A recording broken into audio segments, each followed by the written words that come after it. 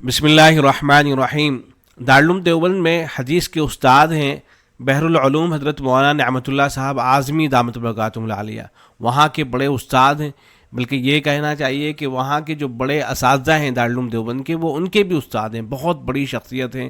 یہودیت پر، عیسائیت پر جتنا مطالعہ حضرت کا ہے، اس زمانے میں شاید ہی کوئی ایسا ہوگا کہ جس کا اتنا وسیع مطالعہ ہوگا یہودیت اور عیسائیت پر۔ تو حضرت کی طرف سے یہ پیغام جو ہے نشر کرایا گیا ہے۔ اس سے پہلے بھی وہ اہل فلسطین کے نام خط لکھ چکے ہیں، ایسی دجال سے متعلق بعض باتیں حضرت لکھوا چکے ہیں۔ حضرت کا احساس یہ ہے کہ قیامت کی جو بڑی نشانیاں ہیں ان کا آغاز ہونے والا ہے، تو اس لیے حضرت نے دجال سے متعلق یہ ایک حدیث ہے جو ابن ماجہ کے اندر آئی ہے، اس کا ترجمہ کرا کے اس کو نشر کرایا ہے، اور اساتذہ ہیں ان سے یہ گزارش کی گئی ہے کہ وہ اپنے بچوں کو، مدرسے کے اندر جو بچے آتے ہیں یا مکتب کے اندر جو بچے آتے ہیں، ان کو یہ حدیث یاد کرائیں۔ یہ حضرت کی طرف سے جو ہے گزارش کی گئی ہے۔ یہ رسالہ آپ کو ہماری اس ویڈیو کے ساتھ مل جائے گا، تو آپ حضرات سے گزارش ہے، خاص طور سے علماء اکرام سے جو مدارس سے وابستہ ہیں، مکاتب سے وابستہ ہیں یا اسکول سے وابستہ ہیں، اور حضرات ان تمام ہی سے گزارش ہے کہ صرف بچے ہی نہیں، لڑکے ہی نہیں، بلکہ جو بڑے حضرات ہیں وہ بھی اس روایت کو دیکھیں، اس کو اپنے سامنے رکھیں۔ ان کے سامنے یہ روایت ہونی چاہیے۔ دجال سے متعلق جو حدیثوں کے اندر انتہائی اہم باتیں ذکر ہوئی ہیں، وہ سب باتیں ان کے سامنے رہنی چاہیے تاکہ وہ دجال کے فتنے سے محفوظ رہیں۔ تو جو بڑے حضرات ہیں ان کے سامنے بھی یہ چیزیں رہیں، اور جو چھوٹے حضرات ہیں ان کے سامنے بھی ان کو بھی جو ہے یہ چیزیں جو ہیں ذہن نشین کرانی چاہیے۔ تو یہ رسالہ اردو میں ہے، اس کا آپ اپنے علاقائی زبان میں ترجمہ کریں، ترجمہ کرا کے مختصر سا یہ رسالہ ہے، اس کو جو ہے نشر کرنے کی کوشش کریں۔ جو زبان بھی آپ کے علاقے کے اندر بولی جاتی ہے، ہندی میں، انگریزی میں، یہ جو علاقائی زبان ہیں ان میں اس کا ترجمہ کرائیں۔ اس کو تھوڑا سا دیکھ لیتے ہیں۔ اس کا عنوان ہے فتنہ دجال اور اس سے حفاظت کے متعلق حدیث ابو امامہ باہلی رضی اللہ عنہ، اور حضرت نے لکھا ہے کہ یہ کتابچہ بنام فتنہ دجال اور اس سے حفاظت کے متعلق حدیث ابو امامہ باہلی رضی اللہ عنہ در حقیقت ابن ماجہ کی ایک طویل روایت اور اس کا ترجمہ ہے۔ یہ حدیث اگرچہ بخاری اور مسلم دونوں کے اندر موجود ہے، مگر ابن ماجہ سے نقل کرنے کی وجہ یہ ہے کہ ابن ماجہ نے اس روایت کے آخر میں فرمایا ہے کہ میں نے ابو الحسن التنافسی سے سنا کہ وہ کہتے تھے کہ میں نے عبد الرحمن المحاربی کو یہ فرماتے ہوئے سنا کہ یہ حدیث اساتذہ کو دینی چاہیے تاکہ وہ اپنے مدرسے میں لڑکوں کو سکھائیں۔ یہ حدیث اساتذہ کو دینی چاہیے تاکہ وہ اپنے مدرسے میں لڑکوں کو سکھائیں۔ ابن ماجہ کی نقل کردہ اس خواہش کو کسی نے لکھوا کر باقاعدہ مدرسے میں دیا ہے یا نہیں، اس سے قطع نظر، لیکن جب میری نظر، حضرت فرما رہے ہیں، لیکن جب میری نظر اس پر پڑی تو میں نے دارالعلوم دیوبند کے شعبہ تخصص فی الادب کے ذی استعداد طالب علم مولوی محمد وکیع اعظمی کو کہا کہ آپ اس کا ترجمہ کر دیں۔ انہوں نے اس کا ترجمہ کیا اور میں نے نظر ثانی کی۔ اس کے بعد میں نے مکتبۃ الحرمین کے مالک مولوی عبدالرزاق اعظمی جو جواد و سخی ہیں ان سے کہا کہ اس کو آپ چھاپ کر مدرسوں کے لڑکوں میں تقسیم کر کے ثواب حاصل کریں، اور اس میں میرا دل یہ چاہا کہ میں بھی اس میں انگلی کٹا کر شہیدوں میں نام لکھوا لوں، تو میں نے 1000 دیا۔ اللہ تعالیٰ اس کتابچے کو نافع بنائے۔ تو یہ روایت ہے۔ فتنہ دجال، قرب قیامت میں بہت سارے فتنہ دجال اور اس سے حفاظت کے متعلق حدیث، قرب قیامت میں بہت سارے فتنے وجود میں آئیں گے، من جملہ ان فتنوں کے ایک بہت بڑا فتنہ دجال ہے۔ اس حدیث پاک میں حضور پاک صلی اللہ علیہ وسلم نے اس کے متعلق بہت تفصیل کے ساتھ بیان کیا ہے۔ چنانچہ ابن ماجہ نے اس روایت کو نقل کیا اور آخر میں لکھا ہے کہ میں نے ابو الحسن التنافسی سے کہتے ہوئے سنا کہ وہ فرما رہے ہیں کہ میں نے عبد الرحمن المحاربی کو یہ فرماتے ہوئے سنا کہ اس حدیث کو مکتب کے اساتذہ کے پاس بھیجنی چاہیے تاکہ وہ بچوں کو سکھلائیں۔ یہ روایت ہے، میں صرف اس کا ترجمہ جو حضرت کی طرف سے کیا گیا ہے وہ نقل کیے دیتا ہوں۔ خطبہ رسول اکرم صلی اللہ علیہ وسلم اور دجال کا ذکر۔ حضرت ابو امامہ باہلی رضی اللہ عنہ سے روایت ہے، وہ کہتے ہیں،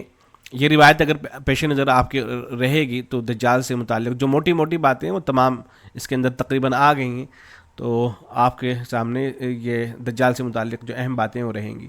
حضرت ابو امامہ باہلی رضی اللہ عنہ سے روایت ہے، وہ فرماتے ہیں کہ رسول اکرم صلی اللہ علیہ وسلم نے ہمیں خطبہ دیا اور ان کے اس خطبے میں سب سے زیادہ ذکر دجال کا تھا۔ آپ صلی اللہ علیہ وسلم نے اس کے بارے میں ہمیں آگاہ کیا اور اس سے خبردار فرمایا۔ آپ صلی اللہ علیہ وسلم نے فرمایا یقیناً زمین پر جب سے اللہ نے آدم علیہ الصلوۃ والسلام کی نسل پیدا کی ہے اس وقت سے لے کر آج تک دجال کے فتنے سے بڑا کوئی فتنہ نہیں ہوا۔ سوچیں آپ کتنا بڑا فتنہ ہے یہ۔ اور اللہ تعالیٰ نے کوئی نبی نہیں بھیجا مگر اس نے اپنی امت کو دجال سے ضرور ڈرایا، اور میں آخری نبی ہوں، تم آخری امت ہو، اور دجال تمہارے اندر ضرور ظاہر ہوگا، اس میں کوئی شک نہیں ہے۔ نبی کریم صلی اللہ علیہ وسلم کا امت کی حفاظت کا وعدہ، اگر وہ اس وقت نکلے جب میں تمہارے درمیان میں موجود ہوں تو میں ہر مسلمان کی طرف سے اس کے مقابلے میں حجت بنوں گا، یعنی اس سے دفاع کروں گا، اور اگر وہ میرے پاس ظاہر ہو تو ہر شخص اپنا دفاع خود کرے گا، اور اللہ تعالیٰ میری جانب سے ہر مسلمان کے لیے کافی ہوگا۔ دجال کا خروج اور فتنے کا پھیلاؤ، وہ شام اور عراق کے درمیان کسی راستے سے نکلے گا اور دائیں بائیں فتنہ پھیلائے گا۔ اے اللہ کے بندو ثابت قدم رہو، میں تمہیں اس کی ایسی صفت بیان کروں گا کہ ویسی مجھ سے پہلے کسی نبی نے اپنی قوم کو نہیں بتائی۔ دجال کا جھوٹا وعدہ، وہ ابتدا میں کہے گا میں نبی ہوں حالانکہ میرے بعد کوئی نبی نہیں ہے،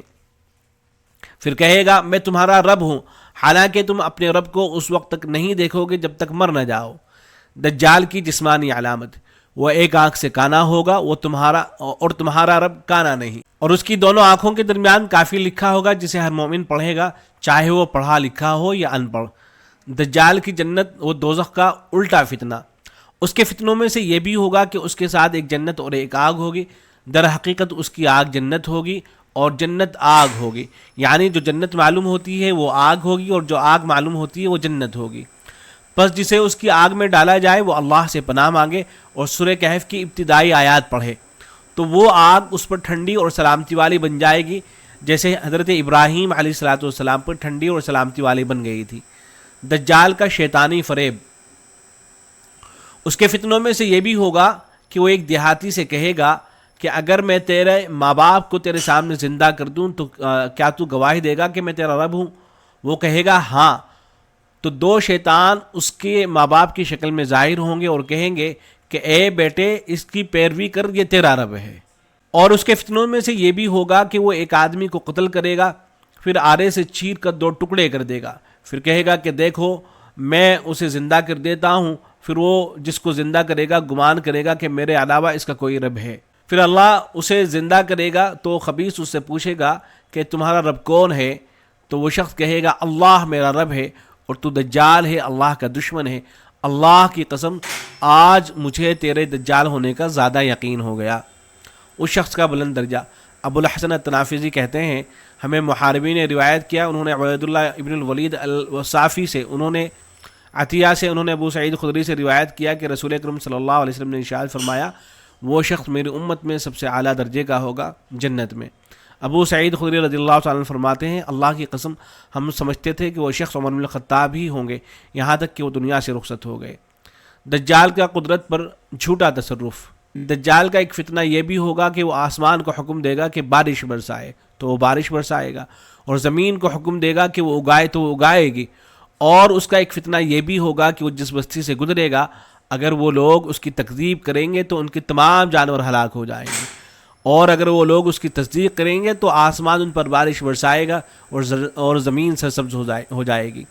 ان کے جانور اس دن شام کو واپس آئیں گے تو اتنے موٹے تازہ ہوں گے جتنے پہلے کبھی نہ تھے، ان کے پہلو بھرے ہوئے، ان کے تھن دودھ سے لبریز ہوں گے۔ دجال مکہ اور مدینہ میں داخل نہ ہو سکے گا، وہ زمین کے ہر حصے پر چلے گا سوائے مکہ اور مدینہ کے۔ ان شہروں میں جب کسی راستے سے آنے کی کوشش کرے گا فرشتے تلوار لیے اس کا مقابلہ کریں گے، یہاں تک کہ وہ مدینہ کے قریب ذریب الاحمر سرخ ٹیلے کے مقام پر آ کر ٹھہرے گا، پھر مدینہ 3 مرتبہ زلزلے کی طرح لرزے گا اور ہر منافق مرد عورت اس سے نکل کر اس کے طرف چلے جائیں گے۔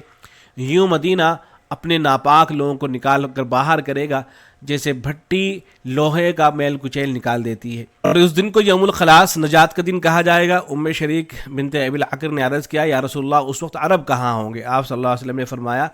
اس وقت عرب بہت کم ہوں گے اور ان میں سے اکثر بیت المقدس میں ہوں گے اور ان کا امام ایک صالح شخص ہوگا۔ حضرت عیسیٰ علیہ السلام کا نزول اور دجال کا خاتمہ، جب ان کا امام نماز فجر کے لیے آگے بڑھے گا، یہ حضرت مہدی کی طرف اشارہ ہے، تو اچانک حضرت عیسیٰ ابن مریم صبح کے وقت نازل ہوں گے، امام پیچھے ہٹنا چاہے گا تاکہ عیسیٰ آگے بڑھیں، مگر عیسیٰ علیہ السلام ان کے کندھے پر ہاتھ رکھ کر کہیں گے آگے بڑھو اور نماز پڑھاؤ، کیونکہ اقامت تمہارے لیے کہی گئی ہے۔ پھر وہ امام ہی نماز پڑھائے گا۔ نماز کے بعد عیسیٰ علیہ السلام فرمائیں گے کہ دروازہ کھولو۔ جب دروازہ کھولا جائے گا تو اس کے پیچھے دجال ہوگا، اس کے ساتھ 70,000 یہودی ہوں گے، سب کے سب تلواروں سے لیس چمکتے ہوئے لباس پہنے ہوئے۔ جب دجال عیسیٰ علیہ السلام کو دیکھے گا تو وہ ایسے پگھلنے لگے گا جیسے نمک پانی میں پگھلتا ہے، وہ بھاگنے لگے گا، مگر حضرت عیسیٰ علیہ السلام فرمائیں گے کہ میرے لیے تیرے ساتھ ایک وار مقرر ہے، تم اس سے بچ نہیں سکے گا۔ پھر حضرت عیسیٰ علیہ السلام اسے لد کے مشرقی دروازے پر جا کر قتل کر دیں گے۔ اللہ تعالیٰ یہودیوں کو شکست دے گا یہاں تک کہ کوئی چیز باقی نہ رہے گی جس کے پیچھے کوئی یہودی چھپ سکے، نہ کوئی پتھر، نہ درخت، نہ دیوار، نہ جانور، مگر یہ کہ سب بول اٹھیں گے اے اللہ کے مسلمان بندے، یہ یہودی میرے پیچھے ہے، آؤ اور اسے قتل کرو، سوائے غرغد کے درخت کے، کیونکہ وہ یہودیوں کا درخت ہے، وہ نہیں بولے گا۔ دجال کی مدت اقامت، دجال کے ایام 40 سال ہوں گے، 1 سال آدھا سال جیسے ہوگا، 1 سال 1 مہینے جیسا، 1 مہینہ 1 جمعہ ہفتے جیسا، اور اس کے باقی دن چنگاری کے مانند تیزی سے گزر جائیں گے۔ تم میں سے کوئی صبح کو شہر کے ایک دروازے پر ہوگا تو شام تک دوسرے دروازے تک نہ پہنچ سکے گا۔ نماز کیسے ادا کی جائے؟ صحابہ نے اس وقت یعنی نماز کیسے ادا کی جائے گی؟ صحابہ نے عرض کیا کہ یا رسول اللہ، جب وہ دن اتنے چھوٹے ہوں گے تو ہم نماز کیسے ادا کریں گے؟ آپ صلی اللہ علیہ وسلم نے فرمایا تم اندازہ لگا کر نماز کے اوقات مقرر کر لینا، جیسے ان طویل دنوں میں کرتے ہو، پھر نماز پڑھنا۔ حضرت عیسیٰ علیہ السلام کا عادلانہ دور حکومت، پھر عیسیٰ ابن مریم میری امت میں عادل حاکم اور منصف امام بن جائیں گے، وہ صلیب کو توڑ دیں گے، سور خنزیر کو ذبح کر دیں گے، جزیہ ختم کر دیں گے، یعنی سب لوگ اسلام قبول کر لیں گے، اور صدقہ دینا موقوف ہو جائے گا، اونٹ اور بکری کی زکوٰۃ لینے کے لیے نہیں بھیجا جائے گا کیونکہ کسی کو حاجت نہ رہے گی، شحنہ یعنی عداوت اور بغض ختم ہو جائے گا، اور ہر زہریلی چیز سے زہر نکال دیا جائے گا، یہاں تک کہ ایک بچہ سانپ کے منہ میں ہاتھ ڈالے گا وہ اسے نقصان نہیں پہنچائے گا، بچی شیر کو بھگائے گی وہ اسے نقصان نہیں دے گا، بکریوں میں بھیڑیا اس طرح ہوگا جیسے ان کا محافظ کتا،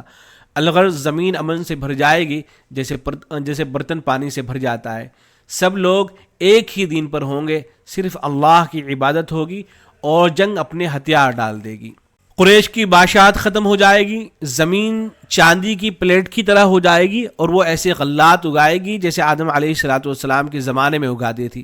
حتیٰ کہ ایک گچھا انگور لوگوں کی ایک جماعت کو سیر کر دے گا، اور انار بھی۔ گائے اور بیل بہت قیمتی ہوں گے اور گھوڑے بہت سستے۔ صحابہ نے پوچھا یا رسول اللہ گھوڑے کیوں سستے ہوں گے؟ آپ صلی اللہ علیہ وسلم نے ارشاد فرمایا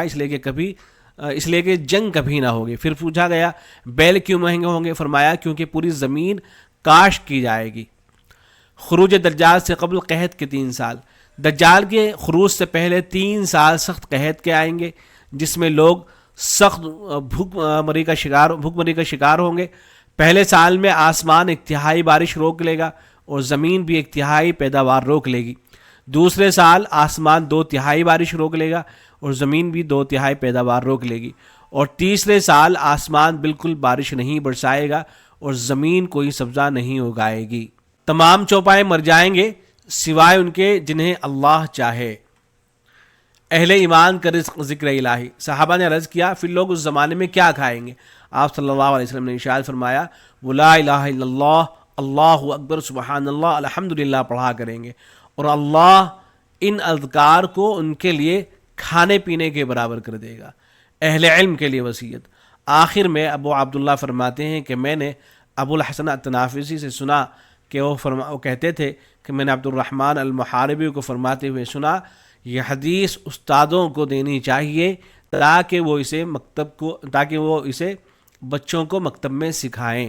فتنہ دجال سے حفاظت کی دعا، اللہم انی اعوذ بک من عذاب القبر واعوذ بک من فتنۃ المسیح الدجال، اے اللہ میں قبر کے عذاب